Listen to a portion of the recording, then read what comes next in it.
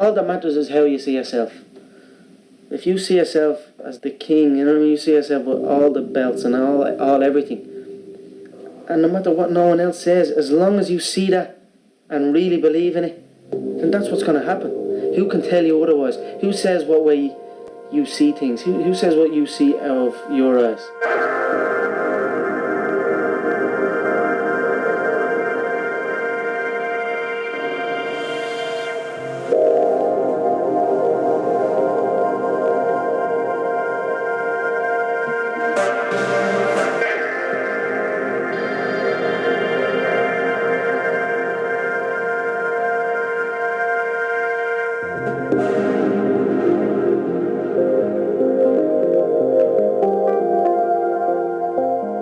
Yeah, I suppose people start recognising me, including even my family. You know what I mean? Recognise what I was doing, that I was onto something. I had the ability to go somewhere. It was when I won the first title for Cage Warriors. That was when it kind of ballooned a little bit. You know, people started knowing who I was, and I was getting seen on telly as well. You know what I mean? That never happened before. And that was it, I suppose, the first title, and then it just grew from there. You know what I mean? I always knew, you know what I mean? My team always knew what I was capable of and what. So I already knew about myself, and then I just had that kind of. I saw myself in that light. I saw myself as the number one. You know, I saw myself as the champion, even before anyone else did. I just kept that in my head. And John always put it to me as, we can change this, and do something that people haven't seen before. You know what I mean?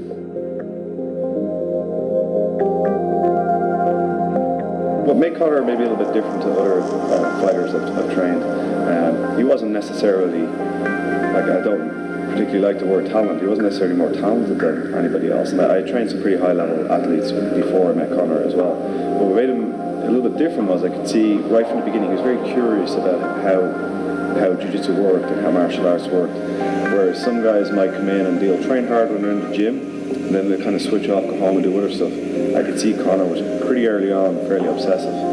He would be always thinking about it outside of training. When he came into training, he always had kind of interesting questions, or he was always questioning what I would show him, and he'd maybe come up with his own way of doing things. So as a coach, I've noticed that over the years that the guys who tend to get better quicker are ones that are thinking about it a lot more.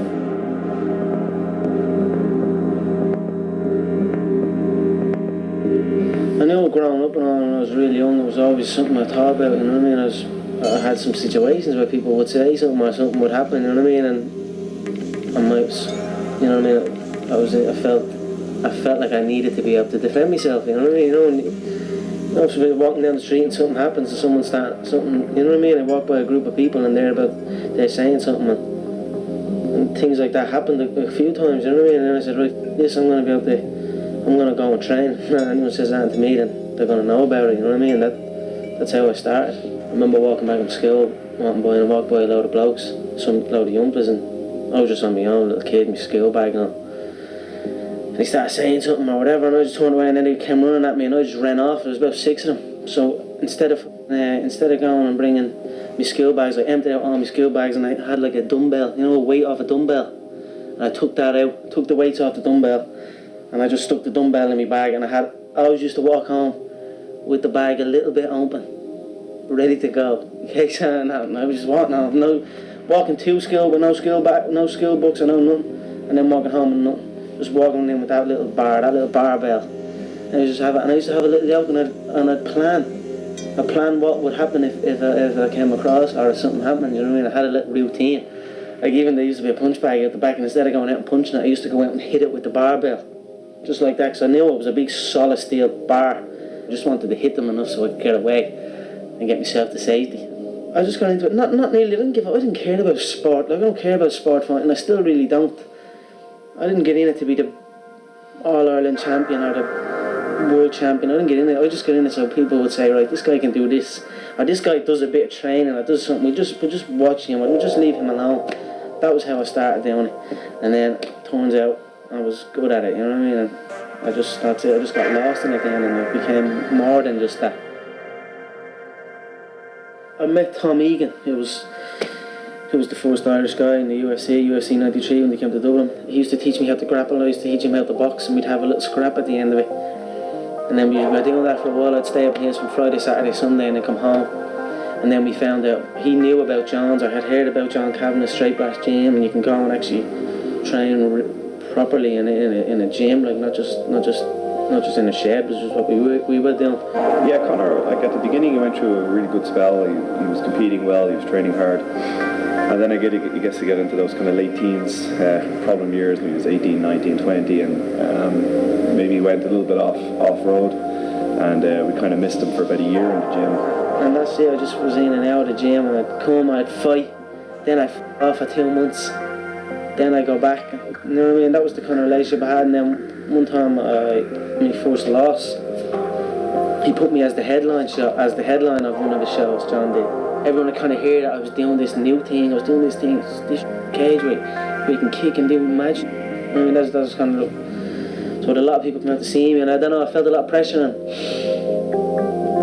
it was funny because the way my mind was then, and I was kind of like anticipating a loss, you know what I mean? You nearly know you nearly tell yourself if you're going to win or lose, and these are the first time, but those losses kind of helped me realise about the mental side of things, and compared to what way I am now, compared to what way I am there. Like anyway, I ended up losing that fight. It was like my fourth, I think it was 3-0. I went to 3-1 then, and then I don't know, I had tickets to sell as well. You know the way you sell tickets for the show, and it was my coach, but I was getting tickets at 30 euro for a ticket, and I was selling them all my friends, and they were just coming I was getting 30 quid here, and then 3 hours later I was getting another 30 quid, so I was kind of dipping and dabbing into it, you know what I mean? So before I knew it, it was like 600 quid that was gone. and I was like, right, I'm just not going to go back. I don't know, I was just young and stupid basically, and then a while went by, and then Tom got the contract then. And John had heard that I was getting into a lot of trouble, which I was out doing no good, you know what I mean? I wasn't doing anything productive. And the next thing I know, I'm sitting in my house, depressed down my head one night after being out on a weekend, partying and doing all sorts of shit. And John shows up at my front door. It was actually a phone call from his mother that prompted me to call up to his house. And she rang me and asked would I have a word with him, and tried to get him back training. So I called up, and we had a very frank discussion. You know, I just told him I thought he was throwing away a lot of ability and a lot of promise, and just basically wasting it, hanging out with friends that were maybe not really good friends to be hanging out with. And in fairness, he took it to heart, and that was, I guess, one of the big turning points in Conor's career, because he came back with a vengeance. He really came back full on in training, and he took that second opportunity by the horns, and since then I'm basically trying to kick him out of the gym. Like when I get him in here, that's it. He's here for the day, and he trains harder than pretty much anybody in the gym. He's one of the hardest workers. So I guess that was one of his. That was a big turning point for him, and it was kind of a nice thing that I remember at his when he won his first Cage Warriors world title. His mother was at it, and when I was walking out of the cage, she kind of grabbed me and stopped me and said, "Do you remember that day I got you to come up to the house to talk to him?" I suppose a bit like a movie moment. She was a bit teary, and it was kind of a nice happy ending to the story. I should say happy beginning, because I really feel Conor's only kind of starting to fulfill his ability. And I hope that she's there when he wins his UFC belt, and we can kind of smile and look back on those days. And that was him reaching out to me, so I wasn't going to just f*** off again, you know what I mean? And I still had troubles in and out and all, but I stuck with it, and it made me and John closer, you know what I mean? And now here we are. Now I'm going to go out and represent his gym and him, and like I said I would when he came up and helped me out. I told him I had the ability to get here. I told him I believed in myself, you know what I mean? And he believed in me, and that belief he had in me made me feel like I was better than I probably was at the time, you know what I mean? And then that was it, we just go from there. The bond has grown, and now here we are, and it's perfect timing for this.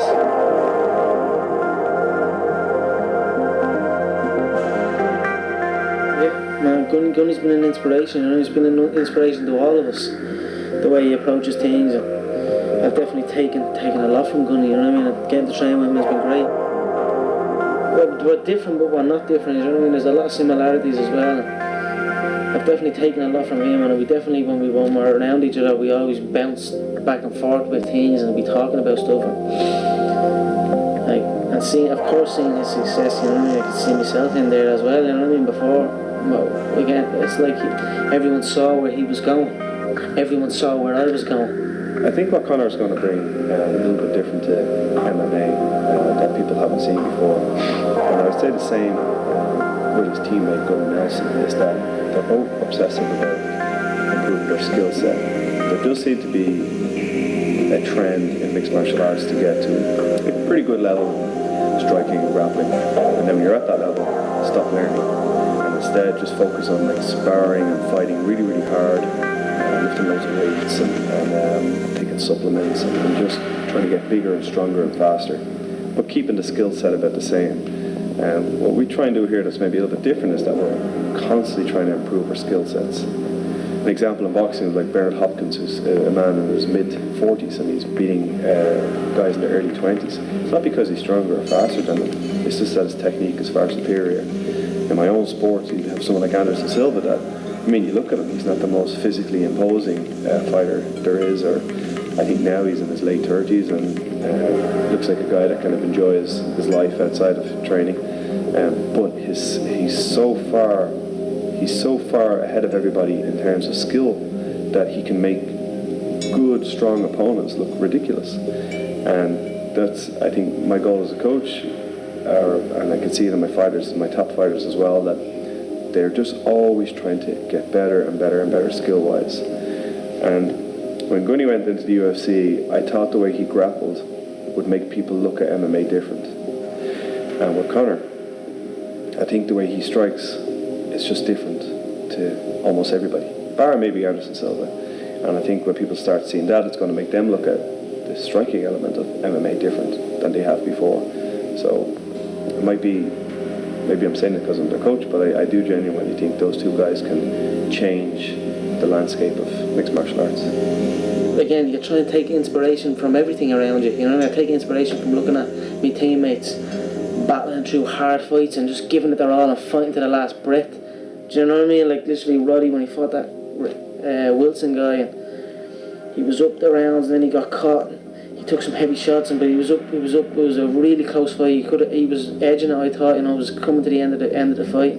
He got clipped with that right hook, and he just kept on going. He was dropped out on his feet. He caught with a load of shots, and then put in a choke and just went till the end. You know, didn't tap, went until it was over. Went until he was asleep. You know, just seeing those kind of things, I take inspiration from that and say, I look at that and say, right, I'm ready to die here.